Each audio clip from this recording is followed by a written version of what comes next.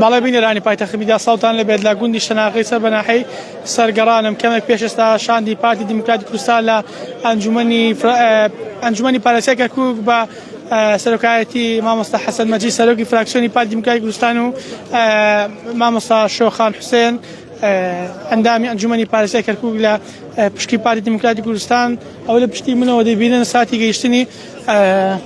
فراکسیۆنی پارتی دیموکراتی کوردستانە بۆ لای جوتیارانی گوندی شەناخا تاوەکو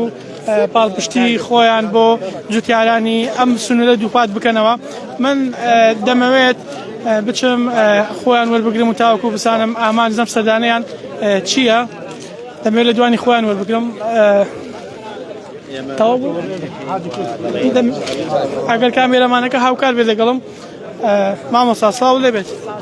بەشەیەکی ڕاستەخۆ لەگەڵتان ئەمڕۆ بە جلوبەرگی کوردیەوە هەفتە گوندی شەناخە و دەتەوێت پاڵپشتی خۆت بۆ جوتیاران دووپات بکەیتەوە. بەتاکید من وەکو ئەبینن زۆر جار لە بۆنەکانان بە جلی کوردیەوە، بەڵام لێرە کوردانەتر لەبەرەوەی جوتیارەکان لێرە ئامادەبوونە منیش پاڵپشتی خۆم وەکو ئەندام ئەنجومەنی پارێزگای کەرکووک ئەوەکو نوێنەرایەتیکردنی چینی هەژارەکان بەڵێنیان پێدەم و هاوشانیانەوەسم کە ئەو کاتەی پێویست بێ کە من وەکو قانونیە وەکو یاساییەک ئامادەم چ لە ڕێگەی یاساوە بێت چ لە ڕێگەی لانی سیاسیەوە بێ ئێمە پاڵپشتیانەکەین وەکو پەیامی جەنابی سەرۆکیشکە بەڵێنمان داوە هەتا ئەو کاتەی پێمانەکرێت لە هاوشانی براجوتیارەکانمانەوەستین و لەگەڵیانە ئامادەمین لێرە. دوێنێ ئەو ڕووداوەتە چەند کاریگەری دەتکرد کە حاڵەتێکی زۆر نامرۆڤانە بوو، حاڵەتێکی زۆر ناشرین بوو، باوەڕ بکە هیچی کەمتر نەبوو لەگەڵ ئەو بابەتانەی کە حکوومەتی بەحسی پاشل بەسەر گەلەکەمانیان هێناوە. ئەمە جینۆسایدکردنێکی تری کەرکووک بوو، جینۆسایدکردنێکی تری کورد بوو بۆ بەتایبەت دەست درێژی کردنی بۆ سەر جوتیارەکان، ئەنفالکردن دووبارە گەڕایەوە، ئەنفالمان بیرە خاتەوە ئەو حاڵەتی دوێنێ کە چۆن بە زەخت ئەستکەرتاریەتی پێشان دەست درێژیان کردوتە سەر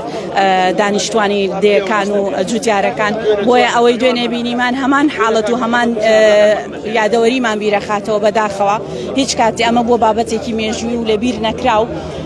بۆیە کاریگەریەکی زۆر زۆر خراپی لەسەرمان کردەوە و هۆکارەکەشی ئەوەیە کە ئێستا لێرە ئامادەم دەنگی خۆم لەگەڵ دەنگی جوتیارەکانەیە ئەوە بووە کەوای کردو زیاتر سووربی لەسەر ئامادەبوونمان لێرە. مامۆستا پارتی تا چەند پاڵپشت جوتیارانی ئەم سنووراکە؟ بەتاکید وەکو ئەوەی بینیتان و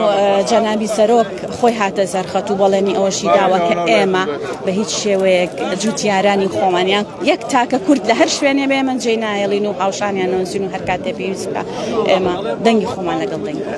مامۆستا شۆخان،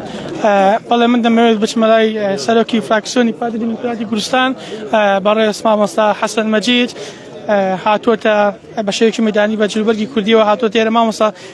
سڵاو دەبێت. سڵاو لە بەڕێستان. ئامان لە هاتنتان بۆ گوندی شەناخە چیەکە؟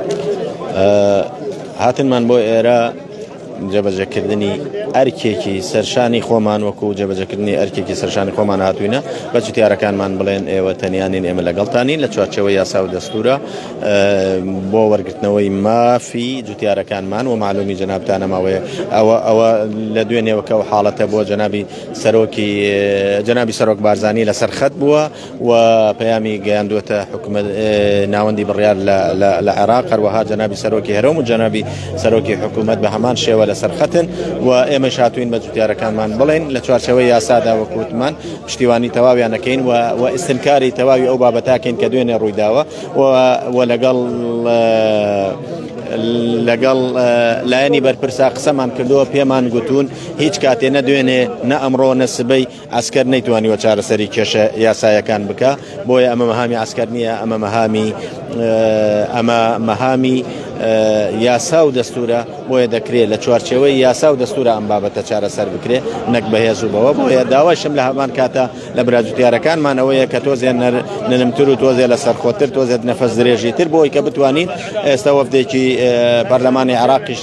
لە ڕێ هەردێنە ئێرە لەگەڵ ئێمە پێکەوە هەمومان بتوانین چارەسەرێکی گونجاو بۆ کێشەکان بدۆزینەوە. حەسەن مەجید، بەڵێ ئەوەی گوێبیستی بوون پەیامی مامۆستا حەسەن مەچی سەرۆکی فراکسیۆنی پارتی دیموکراتی کوردستان بوو ئەو ڕێگەیان پاڵپشتی پارتی دیموکراتی کوردستانی دووپات کردەوە بۆ جوتیارانی ئەم سنوورە باسی لەوەش کرد کە داوا لە جوتیاران دەکەم کە بە شێوەیەکی هێمنانە داوای مافەکانی خۆیان بکەن من دەمەوێت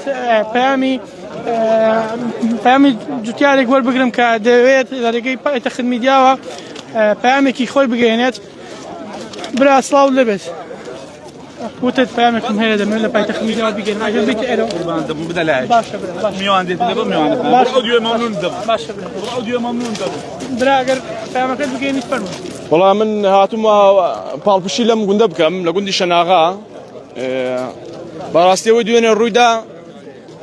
وەک قەومیت بۆ عسکەری نەبوو یعنی وەک قەومیت کردیان وەک عارەب کردیان عسکەری چی پێویست بۆ ئەمە هیچ کتابێکان پێ نەبوو کە بێنە گیانمان تێگەیت من داوا لە خەڵکی گوندەکانی دەوروپشت دەکەم هەمان ئامادە بن لێرە ئیمڕۆ لەمانە سبیلی ئێمەیە من بەڕاستی دەبێ هێز بەرامبەر هێز بچولێ من یعنی هیچ باوەڕم بە بەیاننامە نییە بەیاننامێت چیە پارچە قاغزێک دەرێکەوێتەوە داواکەم موجودیان لێرە موجود بێ دیفاع لەم خاکە بکەن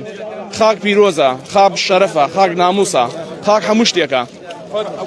دەستخۆشی لە پاکدەختەکەم بەڕاستی ئێوە پێشمەرگە ناسانە کارتان کردووە لە دوێنێکەوە زۆر بەخێر بێنەخوا سوپاس دەستخۆش ئەوەی دەیبینن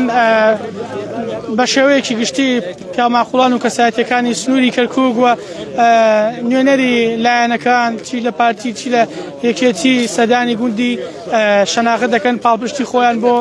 جوتیارانی ئەم سنوور دووپات دەکەنەوە و دوایەوەی کە ئەو ڕووداوانەی دوێنێ لە گوندی شەناغە ڕوویدا کاردانەوەی زۆری بە دوای خۆی داهێنا شانی پارتی دیموکراتی کوردستان ئێستا سەدانی جوتیارانی گوندی شەناغەیان کردو پاڵپشتی خۆیان بە هەموو شێوە دووپات کردەوە